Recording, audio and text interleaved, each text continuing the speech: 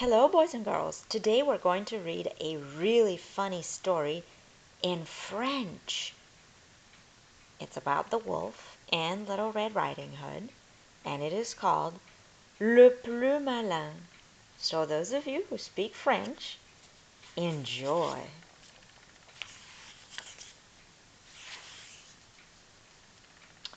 Par une belle journée ensoleillée, le loup rencontre le petit chaperon rouge.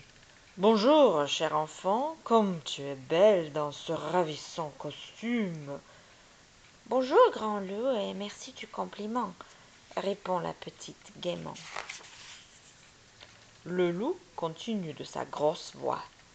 Sais-tu qu'il est très dangereux de se promener toute seule dans les bois? Tu pourrais rencontrer une bête féroce, un requin par exemple. C'est très méchant les requins, tu sais. Enfin, grand loup, tout le monde sait bien qu'il n'y a pas de requin dans les bois, répond la petite. Bien sûr, je disais ça pour rire. Mais dis-moi, petite framboise, où vas-tu comme ça? Je vais voir grand-mère qui habite de l'autre côté du bois. Quelle bonne idée! Mais pourquoi se dépêcher? Tu marches droit devant toi comme si tu allais à l'école. Écoute les oiseaux chanter. Regarde toutes ces jolies fleurs. Je suis certain qu'un beau bouquet ferait tellement plaisir à ta grand-mère. À ces mots, le loup s'éloigne tranquillement en sifflotant. Dès qu'il est caché par les arbres, le loup fonce à toute allure en ricanant. C'est moi le plus malin. Aujourd'hui sera jour de festin.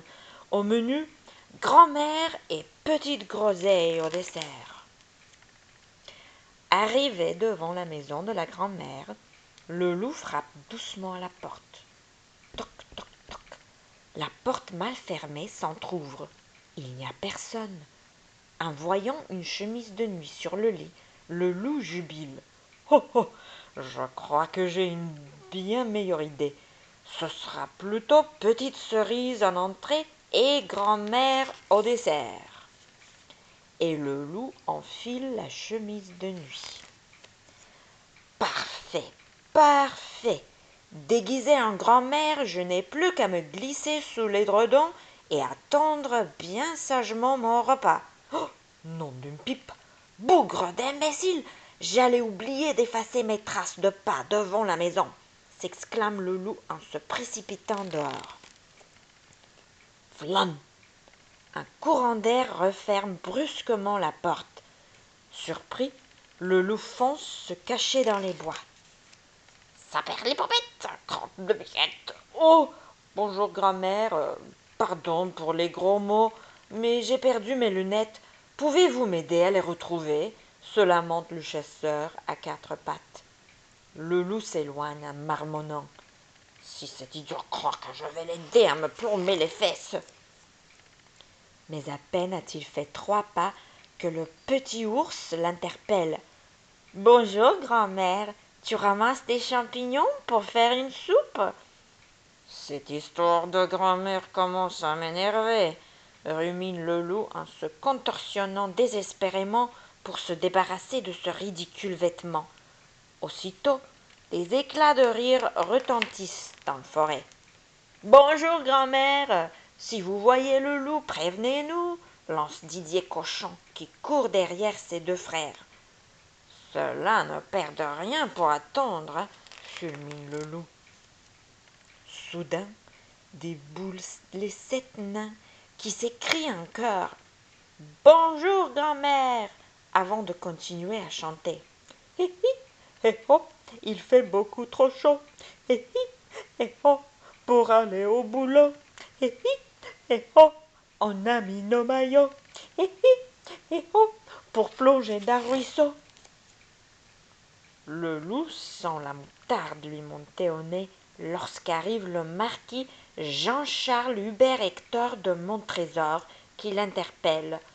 Hola, grand-mère, je cherche le château de la belle qui dort encore. Le loup se retient d'exploser et se dissimule derrière un gros chêne. Il gesticule, se courbe, se tortille, tournicote et remue dans tous les sens, mais pas moyen d'enlever cette stupide chemise. C'est alors que la petite Framboise apparaît, un gros bouquet à la main. Oh, c'est là au moins elle va me reconnaître, salive déjà le loup.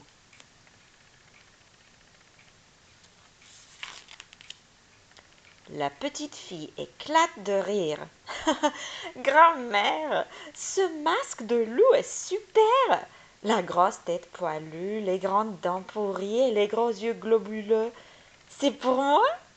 Fou de rage, le loup se jette sur l'enfant en hurlant. Je suis le loup, le grand méchant loup, et je vais te dévorer d'un seul coup. Mais il se prend les pieds dans son déguisement et s'écrase lamentablement. Ah oui, c'est vrai, tu es le loup. Mais c'est rigolo, tu as la même chemise de nuit que ma grand-mère, dit la petite fille. Non, c'est pas rigolo. J'ai cassé toutes mes dents. Impossible d'enlever cette satanée chemise.